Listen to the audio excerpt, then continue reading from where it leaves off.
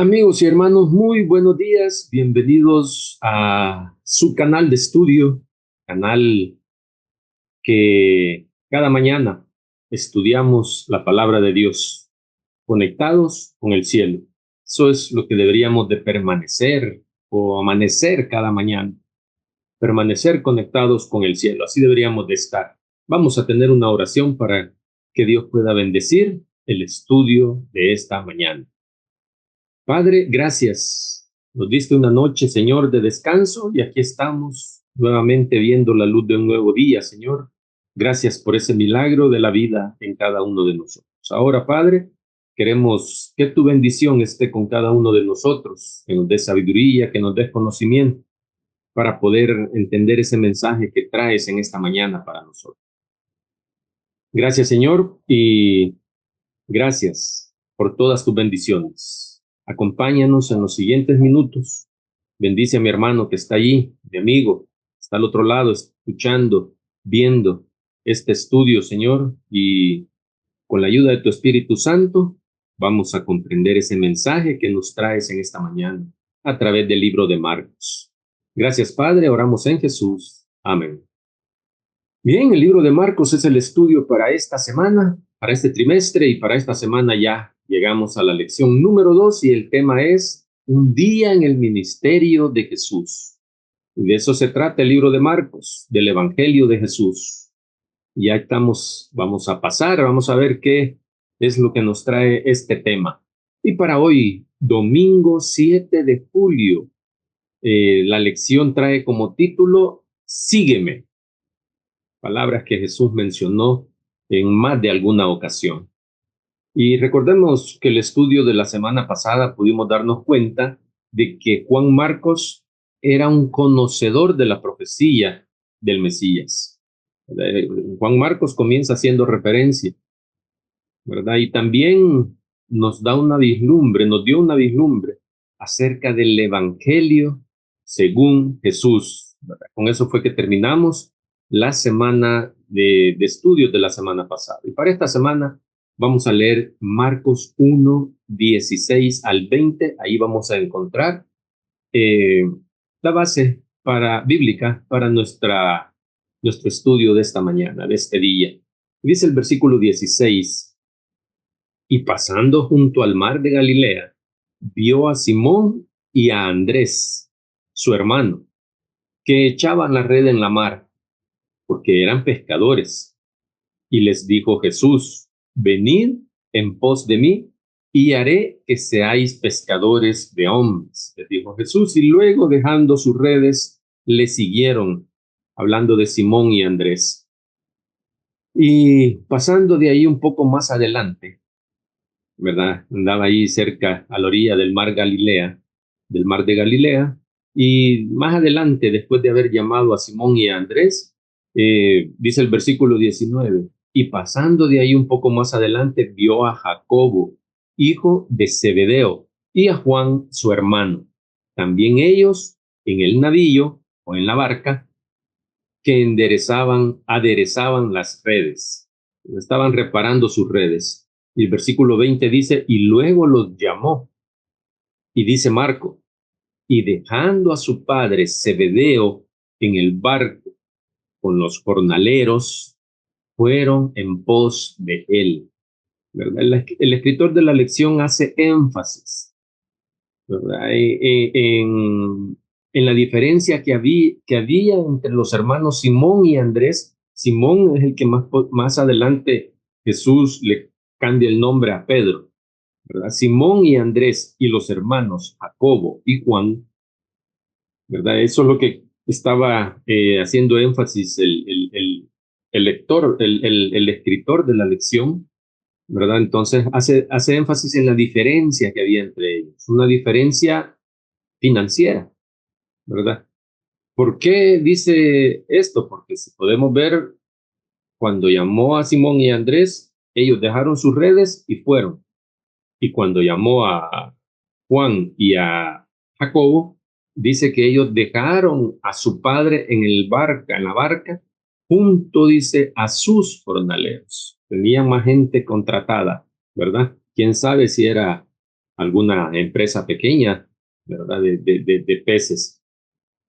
Entonces sugiere también el escritor de la lección, sugiere que probablemente Marcos hace esa diferencia para establecer que Jesús llama a seguirle tanto quienes tienen recursos como a aquellos que tienen menos recursos. El llamado aquí, ¿verdad? Está la primera lección que debemos aprender y el llamado es para todos, ¿verdad? No es solo para los que tienen más comodidades, no es para los que tienen menos comodidades, es para todos. Y Marcos relata el detalle de que Jacobo y Juan dejaron a su padre en el barco con los jornaleros. Eso lo resalta Marcos. Pero volviendo a la historia de Marcos y de este llamado para estos 4 discípulos, volviendo a esta historia, ¿por qué decidieron ellos dejar todo y seguir a Jesús cuando Jesús les hizo el llamado? Pero acordémonos que eran pescadores comunes y serían transformados en pescadores de hombres. Eso implicaba que iban a tener a lo mejor un largo y un proceso de preparación, ¿verdad? Donde ellos, los discípulos, iban a adquirir nuevas habilidades, ¿verdad? Pero ellos ya tenían el conocimiento de quién era Jesús, ¿verdad? Ellos, los 4, estos nombres, ¿verdad? Ya sabían quién era Jesús. ¿Por qué? Porque ellos ya andaban con Juan el Bautista también. Ya vamos a ver esto, ¿verdad? Ya habían sido tocados por el Espíritu Santo. Los 4 ya habían sido tocados por el Espíritu Santo, ¿verdad? Luego de escuchar las predicaciones, luego de escuchar los llamados que Juan el Bautista estaba haciendo. Y por eso es que ellos reconocieron que Jesús era el Mesías que esperaban, ¿verdad? Pero vamos al escrito está. No me crean a mí lo que yo les estoy diciendo. Veamos qué dice la Biblia. Esto lo confirma Juan 1, 29 al 42. Son varios versículos y solo vamos en ese texto, ¿verdad? Juan 1, 29 al 42, ahí es eh, donde está este relato confirmando lo que yo les estoy diciendo. Eh, Ustedes lo pueden leer ahí en su casa tranquilamente, pero yo voy a hacer énfasis en algunos versículos nada más de este párrafo de la Biblia. Allí encontramos la respuesta de la pregunta que hice hace un momento de que por qué decidieron dejar todo y seguir a Jesús cuando les hizo el llamado.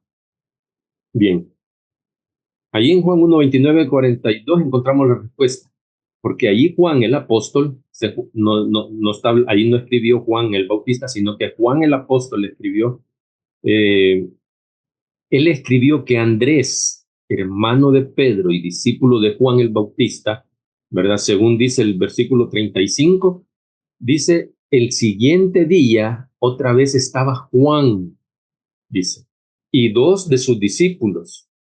Y el versículo 37 dice, y oyéronle los 2 discípulos, y vamos a ver de quién se trata el otro discípulo, oyéronle los 2 discípulos hablar y siguieron a Jesús, dice, ¿verdad? Los 2 discípulos escucharon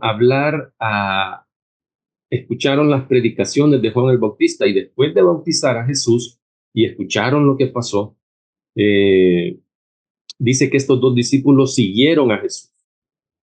Cuando Jesús se percata que lo van siguiendo, Jesús se da la vuelta y les pregunta, ¿qué buscáis? Les dice Jesús. Y los 2 discípulos le preguntaron, ¿dónde moras? ¿O dónde vives? Y Jesús les dijo que lo acompañara, ¿verdad? Y entonces ellos vieron dónde vivía y como ya era tarde, ¿verdad? Ya eran alrededor de las 4 de la tarde. Entonces se quedaron con él, ¿verdad? Se quedaron con él ese día. Eso está en el versículo 39. Y luego Juan 1:40 nos dice que Andrés, hermano de Simón Pedro, era uno de los que habían oído de Juan el Bautista y le habían seguido a Jesús. Y luego en el versículo 41 dice que Andrés le dijo a su hermano Simón que había hallado al Mesías. Vaya testimonio el que Andrés le dio a su hermano, ¿verdad? A su hermano Simón Pedro. El otro discípulo que estaba junto con Juan y que siguieron a Jesús, el otro discípulo era, quiero ver, permítanme, este, era Juan, ¿verdad? Era Juan. Juan y Simón son los que siguieron a Jesús. Y eso, vamos a ver ahora lo que dice Elena de White al respecto sobre esta parte de la que hemos leído acá en Juan 1, 29 al 42. Dice Elena de White, ella escribió sobre esto en El deseado de todas las gentes, en el capítulo 14, que se titula Hemos hallado al Mesías. La página 112 dice lo siguiente: si Juan y Andrés, bien interesante lo que dicen, si Juan y Andrés hubiesen estado dominados por el espíritu incrédulo de los sacerdotes y gobernantes, no se habrían presentado como discípulos a los pies de Jesús. Habrían venido a él como críticos para juzgar sus palabras. Muchos, dice, cierran así la puerta a las oportunidades más preciosas. No sucedió así con estos primeros discípulos. Habían respondido al llamamiento del Espíritu Santo, manifestado en la predicación de Juan el Bautista. Ya vamos a leer un poco más sobre esto, ¿verdad? Sobre este llamamiento del Espíritu Santo que se manifestó en la predicación de Juan el Bautista. Ya vamos a ampliar un poco más. Ahora reconocían, dice, la voz del Maestro Celestial. Para ellos, para estos discípulos, las palabras de Jesús estaban llenas de refrigerio, de verdad y de belleza. Una iluminación divina se derramaba sobre las enseñanzas de las Escrituras del Antiguo Testamento. Recordemos que su Biblia era el Antiguo Testamento. Los multilaterales temas de la verdad se destacaban con una nueva luz. Así termina el párrafo del deseado de todas las gentes, ¿verdad? Juan y Andrés dice, si hubiesen estado dominados por el espíritu incrédulo de los sacerdotes, no habrían reconocido la voz del Mesías, la voz de su maestro. Con esta lectura podemos concluir que los discípulos, al aceptar el llamado de Jesús al ministerio, ya conocían quién nos estaba llamando. No fue una decisión instantánea o una decisión sin haberlo analizado. Ellos ya sabían quién era Jesús y habían creído, ¿verdad? Habían escuchado los mensajes de Juan el Bautista. Pero yo quiero comentar el contexto de lo que estaba sucediendo en este momento, ¿verdad? Cuando ellos tomaron esa decisión, ¿qué era lo que estaba pasando alrededor de ellos? ¿Verdad? Y vamos a sacar un ejemplo, ¿verdad? Que estos 4 discípulos nos dejan con esa decisión que ellos tomaron. Bien, Juan el Bautista estaba predicando después de muchos años que el pueblo había quedado sin profeta. Habían pasado muchos años y el pueblo ya no había sido levantado profeta por Dios. Y Juan viene y comienza a predicar. Es llamado, ¿verdad? Y el mensaje de Juan era tan profundo que había llamado la atención de las autoridades religiosas. El problema era que Juan no había reconocido la autoridad del Sanedrín, ni había pedido aprobación para su obra, para lo que él estaba haciendo. Y sin embargo, a pesar de eso, el pueblo le seguía con mucho interés, ¿verdad? Por la forma que él predicaba. Como les decía, ya tenían años, muchos años, de no tener profeta. Y ahora Juan había sido levantado por Dios, ¿verdad? Y debido a esto, los del Sanedrín habían decidido investigar la obra que Juan estaba haciendo, la obra que Juan el Bautista estaba realizando. Y dice el espíritu de profecía que muchos de ellos de los miembros del Sanedrín, no querían ir a escuchar las predicaciones, no querían ir y escuchar las invitaciones o las denuncias de Juan, porque tenían temor a verse inducidos a revelar secretos de sus propias vidas. ¿Qué era lo que tenían escondido? Bueno, ellos sabrán. Los dirigentes del Sanedrín estaban a la expectativa de la obra de Juan el Bautista, hasta que llegó el día que dijeron ellos que lo iban a entrevistar, y lo entrevistaron y lo empezaron a cuestionar, ¿verdad? Allí en el lugar donde él estaba predicando y bautizando, allí fue donde del Sanedrín llegaron y lo empezaron a cuestionar. Y Juan se refirió nada más, para responderles, se refirió a la profecía que está en Isaías 40. Juan era un profeta, conocía las escrituras, el Antiguo Testamento, era de ellos la escritura, la Biblia. Juan les habló y les respondió con la profecía de Isaías 40. Imaginémonos, durante tantos años sin profeta que predicara la verdad, ¿qué era lo que el pueblo había aprendido en ese tiempo? Dice que un pueblo sin profecía, ¿qué pasa? Se descarría. ¿Estaba descarriado el pueblo?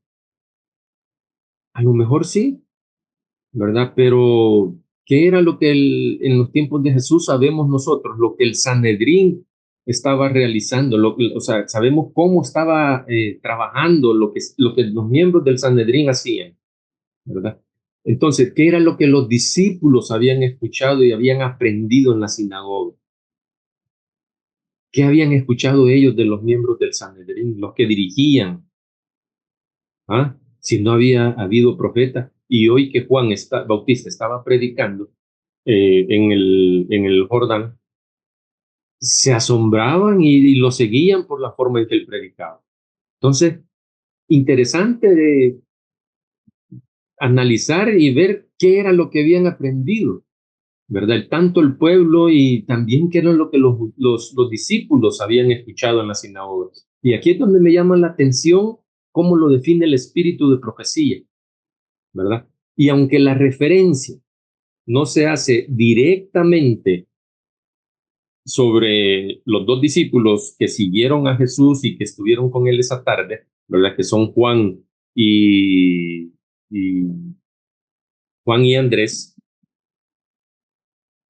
Estos dos discípulos no se refiere exactamente a ellos, pero sí se refiere a otro discípulo, ¿verdad? A otro discípulo donde también podemos sacar una aplicación para cada uno de nosotros hoy en día. Y también podemos concluir que Andrés, Simón, Juan y Jacobo tomaron su decisión de seguir a Jesús por esa misma razón, que es la que voy a compartir con ustedes ahorita y que está en el deseado de todas las gentes, siempre en el capítulo 14, que se titula Hemos hallado al Mesías. Les recomiendo que busquen ese capítulo y lo lean. Muy interesante. Está en la página 114, lo que voy a compartir con ustedes. Dice, si Natanael, otro discípulo, si Natanael, y ahí le puede poner su nombre si quiere, hubiese confiado en los rabinos para ser dirigido. Oiga bien, acordémonos que lo que decíamos, que no había habido profeta durante muchos años. Entonces, ¿qué es lo que estaban enseñando estos maestros, estos rabinos? Y por eso dice Elena de White ahí, si Natanael, me imagino que los demás discípulos igual, si Natanael hubiese confiado en los rabinos para ser dirigido, nunca habría hallado a Jesús. Viendo y juzgando por sí mismo, fue como llegó a ser discípulo. Así sucede hoy en día en el caso de muchos a quienes los prejuicios apartan de lo bueno. Imagínense, eso lo escribió Elena de White en aquel entonces y funciona para nosotros hoy en día. Tiene significado. Así sucede, dice ella, hoy en día en el caso de muchos a quienes los prejuicios apartan de lo bueno. Cuán diferentes serían los resultados si ellos quisieran venir y ver. Pero así como estos fueron donde estaba Juan el Bautista bautizando y vieron lo que pasó. Y continúa diciendo el siguiente párrafo. Ninguno, dice, llegará a un conocimiento salvador de la verdad. Oiga, mientras confíe en la dirección de la autoridad humana. Como Natanael, necesitamos estudiar la palabra de Dios por nosotros mismos y pedir la iluminación del Espíritu Santo. Aquel que vio a Natanael debajo de la higuera nos verá en el lugar secreto de oración. Los ángeles del mundo de luz están tan cerca de aquellos que con humildad solicitan la dirección divina. Amén, qué tremendo este texto del espíritu de profecía y qué mensaje el que nos ve. Y por eso es que estos discípulos reconocieron la voz de Jesús, la voz de su maestro, la voz del Mesías. Por eso es que la reconocieron, porque ellos estudiaban y pedían la dirección divina y Dios se las había otorgado. Dice que los ángeles del mundo de luz están cerca de aquellos que con humildad solicitan la dirección divina. Qué tremendo. Dirección divina, eso es lo que cada uno de nosotros necesitamos para no perdernos en el camino, para poder discernir entre lo falso y entre la verdad, para poder discernir entre lo correcto y lo incorrecto. Solamente con la ayuda del Espíritu Santo nosotros vamos a lograr la victoria. Y ahí está el Espíritu Santo. Lo que pasa es que hay muchas cosas alrededor nuestro que hacen que el Espíritu Santo no venga a nosotros. Y a veces somos nosotros mismos, ¿verdad? Porque nos dejamos, dice, guiar por prejuicios. Nos dejamos guiar por autoridad humana.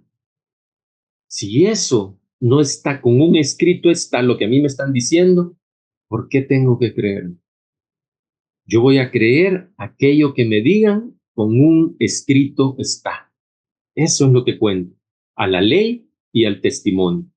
Que Dios te bendiga en esta semana y nos encontramos mañana acá, en este mismo canal, para poder estudiar un nuevo tema. Hasta pronto.